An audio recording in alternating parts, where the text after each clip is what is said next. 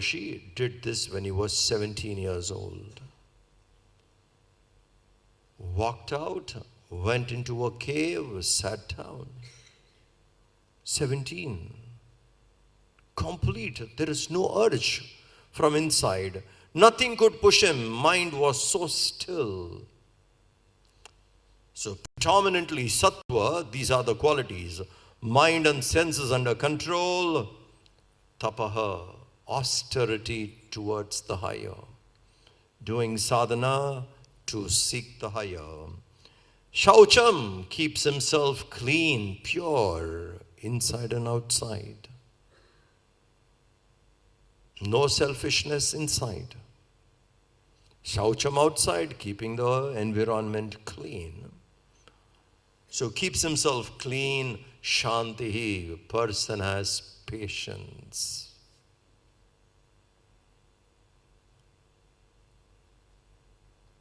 Impatience is a sign of desire pushing. Impatient. I need this, I need that, this has to happen. It's a desire pushing. Anger is also an expression of desire only. A person who does not have desires to push from within, and even if something has to happen, the person will have patience and knows to wait. We do not know to wait. We get restless. When a person there is calm and knows to wait, patient. So mind, senses under control, austerity, purity, patience, arjavam, straightforward.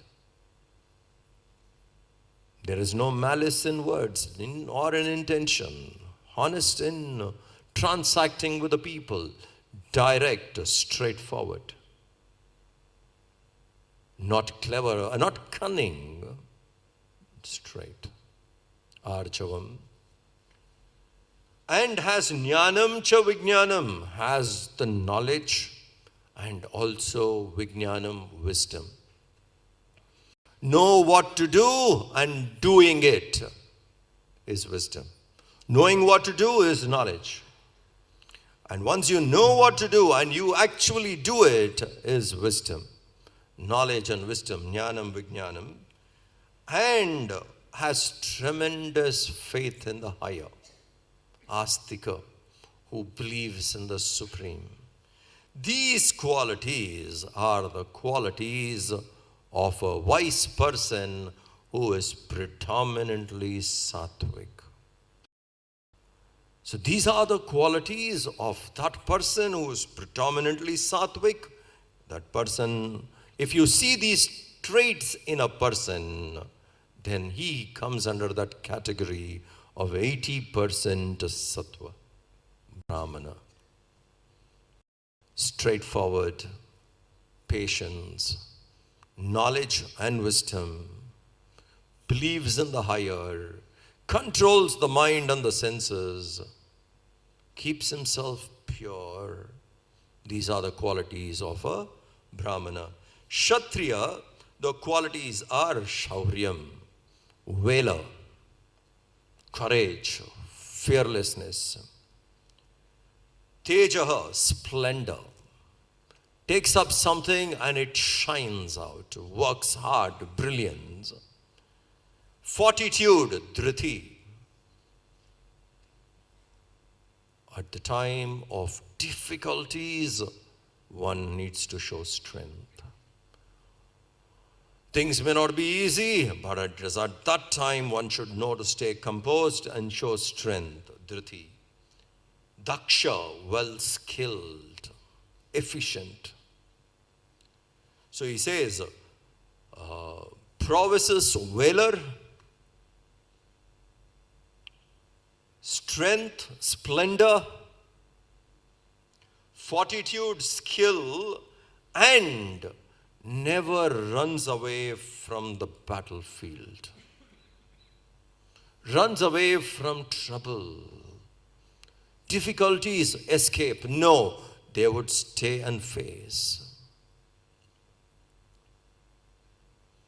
Yesterday, somebody sent me a quite a few people sent me the same forward.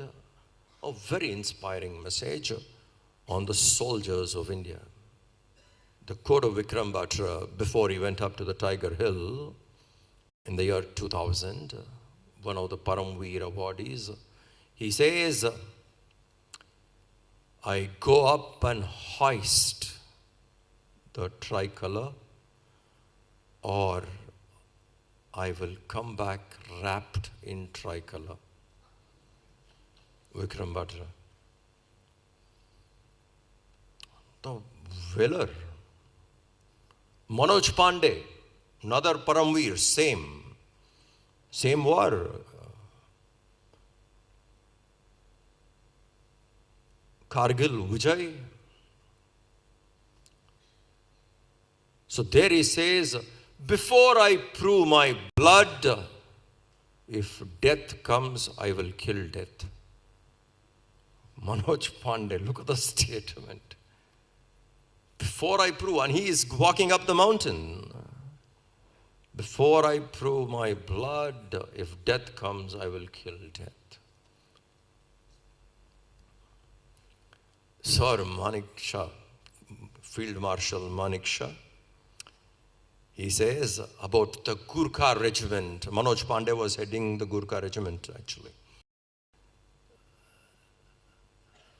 Field Marshal Manik Shah says, if someone says I'm not scared of death, he is lying or either he's a Gurkha. Field Marshal.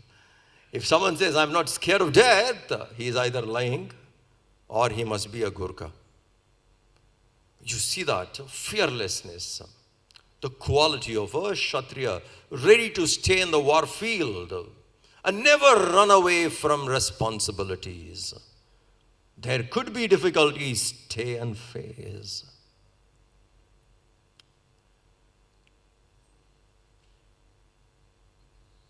There was a Libyan freedom fighter, Omar Mukhtar by name. In 80s, Hollywood brought out a very good movie on him. There he has inspired people, and he himself is 78 years old fighting. And they fight the war. Mussolini is very powerful and he is bringing up with big guns, and they do not have much chance to go. So the soldiers tie their legs. We fight, we die, we don't run away. Tie the legs. So here we see the qualities. A person is valorous, full of strength, splendor in his performance, fortitude, skill, and never runs away from the battle. Generosity, very charitable. These are the qualities of a person who is 80% rajas, 15% sattva, 5% tamas, a Kshatriya. What are the qualities of Vaishyas and Shudras? He says here, agriculture, working in the field, agriculture, farmer, and through farming generating wealth, business, agriculture, cattle, trade, how to produce money, how to generate money, commerce. Men of commerce are the duties. These are the qualities you will find in a Vaishya. Would know how to generate funds, would know how to generate money, wealth, creating wealth, knows how to circulate wealth. Vaishyas. And there are people who are 90% tamas, 5% sattva, 5% rajas. They can't take up major responsibilities. Such people you can't give major responsibilities because they won't do. The tamas in them will not make them do much. What should they do? Krishna says, they are workers. Tell them how to do it, they will do it. They work. They may not be people who take initiatives on their own, but what is told, this is to be done this way, this is to be done this way, follow it like this, implicitly follow. They can't think and take up new initiatives. Nor they can take up leadership, nor they can generate wealth because 90% tamas. Those people listen to what others tell them and they follow. So when a person is 90% in tamas, one should understand it's better when somebody tells me something, let me do that. That way, these three gunas divided in these four folds, and in the four folds you see these qualities shining out, continuing. The next two verses. स्वे स्वे कर्मण्यभिरतः स्वे स्वे कर्मण्यभिरतः संसिद्धिं लभते नरः संसिद्धिं लभते नरः स्वकर्मनिरतः सिद्धिं यथा विन्दति तच्छृणु यथा विन्दति तच्छृणु यतः प्रवृत्तिर्भूतानां येन सर्वमिदं ततं स्वकर्मणा तमभ्यर्च्य सिद्धिं विन्दति मानवः.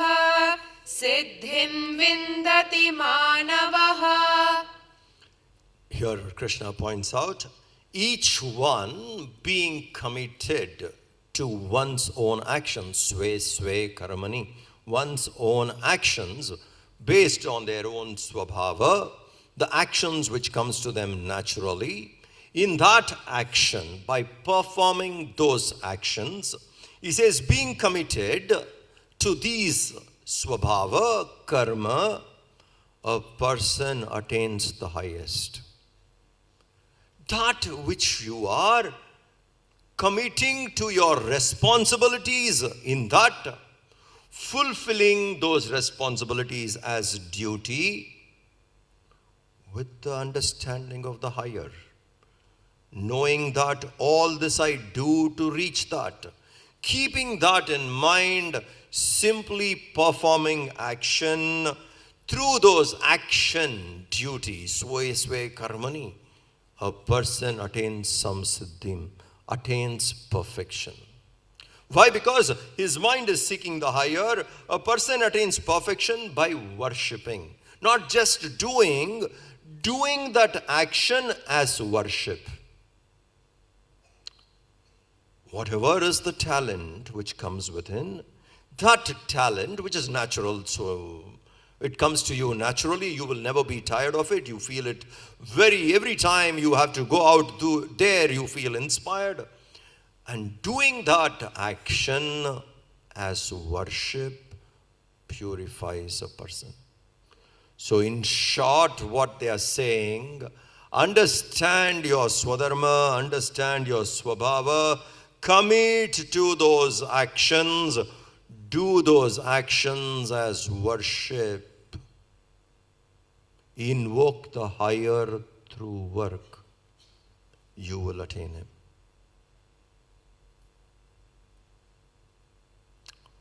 In Hanuman Chalisa, it is so beautifully pointed out that when Lakshman was shot, when Indrajit shot Lakshman went into a state of coma, lost. Not much time was left, nor much hope was there. Ram was feeling quite low. Because Lakshman came for him, to serve him. There was no need for Lakshman. Nobody banished Lakshman. Pure love for Ram, Lakshman took up and came. He was shot. And it's not easy to save because the medicine was not there in the island. They have to come to Himalayas to pick it up.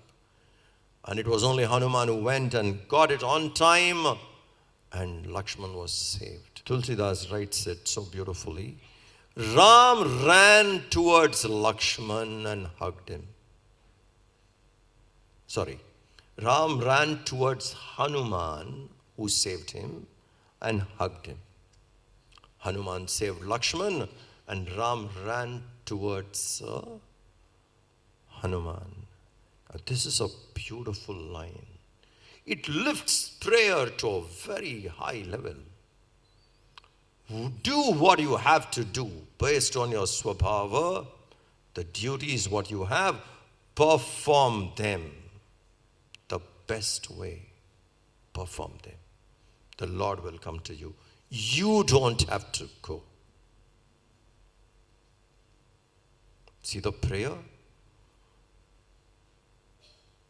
How beautiful. That through work, what you are doing, you can reach that state of supreme consciousness, the highest. You can lift yourself, glide into that state of pure consciousness. Not asking, not begging, not requesting, pleading. That's how we think prayer is today. Very few people know prayer is invocation. For most people, please, please, please, please. Prayer starts with please, isn't it? Please do this, please do that. You have sent me there, O Lord. I am doing what I have to do. And this is my field, I do. Doing it in that spirit shifts you into a state of absolute stillness. In your own mind, just doing that shifts the mind into a state of stillness, quietude, which we call as the state of Lord. So when Tulsidas ji says Hanuman did this and Lord came to him, he meant only this. Whatever action one has to do, by simply performing that, one attains the highest. So he says here, being committed to one's own duty, activities based on Swabhava, a person attains perfection. May you listen to this, O Arjuna, because a person attains perfection by mere worshipping the Lord, dedicating that action. A person attains the highest. And then he realizes it is that source from which everything has come. Lifts himself to the higher. Continuing, next 3 verses. श्रेयान् स्वधर्मो विगुणः श्रेयान् स्वधर्मो विगुणः परधर्मात् स्वनुष्ठितात् परधर्मात् स्वनुष्ठितात् स्वभावनियतं कर्म स्वभावनियतं कर्म कुर्वन्नाप्नोति किल्बिषम् कुर्वन्नाप्नोति किल्बिषम् सहजं कर्म कौन्तेय सहजं कर्म कौन्तेय सदोषमपि न त्यजेत् सदोषमपि न त्यजेत् सर्वारम्भा हि दोषेण सर्वारम्भा हि दोषेण धूमेनाग्निरिवावृताः धूमेनाग्निरिवावृताः असक्तबुद्धिः सर्वत्र असक्तबुद्धिः सर्वत्र जितात्मा विगतस्पृहः जितात्मा विगतस्पृहः नैष्कर्म्यसिद्धिं परमां नैष्कर्म्यसिद्धिं परमां सन्न्यासेनाधिगच्छति सन्न्यासेनाधिगच्छति. Now, having come into this classification, of understanding which guna dominates us and what is our swabhava. In that we must find what is that which is so natural to us. Identifying that is identifying one's own inner calling. In today's language, they call passion. Passion, the word has gone through different connotations. It was more or less a negative word in 70s, 80s, or even early 90s. Passion was seen more of lust and passion, negative. Today, passion is a positive word. He's following his passion. He's very passionate about what he does. So the word, you can understand, has gone through different levels of meaning. And what it means today is one who is following one's own calling. It is deep within you. You have recognized it and you have to pursue it. And Krishna says something powerful here. He says, Shreyan swadharmo vigunaha paradharmat swanushtitat. Shreyan swadharmo vigunaha. Shreyan, better is one's own swadharma, even if not properly performed. Then excelling paradharmat. In something which is not your calling, and you take to it, and you do well. Andrew Agassi has written his biography. Very nice book to read. In which the first chapter of that book is called The End. The first chapter of that book, Agassi's biography, is called The End. He's talking about the last season of the tennis he's playing. He goes out to say, this is the end of the torture I went through. Tennis was not my liking. My father forced me into it.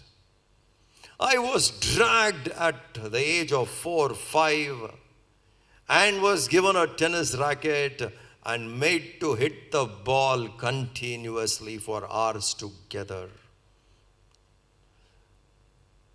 This is not my liking. I am forced into it. And it became so that I played tennis for living. Professional tennis for living. And therefore I have to compete. I went on to do something which I did not like. Who am I talking about? Andrew Agassi. What was he in tennis? Number 1. Number 1 seeded. He retained that number 1 position for a long time in competitive tennis. I never liked it. It was forced. I went on to do. You could shine in something you don't like also. Agassi married Steffi Graf, who was world number tennis 1 in the women circuit. Number 1. And he clearly writes in his book, the father is number 1 tennis player, 1 seeded. Mother is number 1 seeded. And we have not forced our children to play tennis. Brilliant. Huh? Not forced. So we could even succeed in something which is not ours, and the world may look at you in awe. One could be absolutely unhappy. On the other hand, you take a person like Subramanya Bharati. When he died, 4 or 5 people were not there to carry his body. Nobody wanted to come near him. He lived in poverty. Once he was taken to the palace to become the king's poet. After 2-3 days, he walked out saying, "This I cannot do. I can't sit in the court and keep singing about this man." No. So you're moving out from a king. Utter poverty. The level of happiness was much higher. Must have been more happy than Andrew Agassi. What did he have? Poverty. Where did he live? Poverty. Writing poems. Enjoyed doing that. Lived in his own thoughts. Came to him so natural. In his lifetime, he was not seen as a success. Mahakavi title was given much, much later. Desya Kavi and all that was given much later. In his time, nothing. How many people were like that? But they were happy.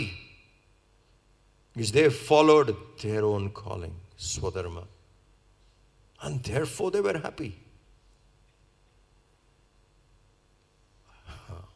I work with youth. After joining university, many people come to me and we have counseling. Swamiji, I don't like the college. Why? I don't like the teachers. I don't like the subject. Can I change or do I complete? Why did you join? Forced. Or at that time I got carried away. Somebody said this is better than that and this. I was not matured enough, and today I feel I'm a little more capable of judging things better, and I feel deeply I have made a fault. I have faltered. Do I change now? Do I drag myself through this misery for another 3 years? Then do I change? How many times, how many people ask this question? Why do you take up something which is not your liking? Why? Something inspired, somewhere you felt that is better, take it up. Against one's own Swadharma. That's why Krishna says, in your Swadharma, even if you fail, Shreyan, not properly done, Vigunaha, not executed to the perfection, still better than being successful in somebody else's paradharmat.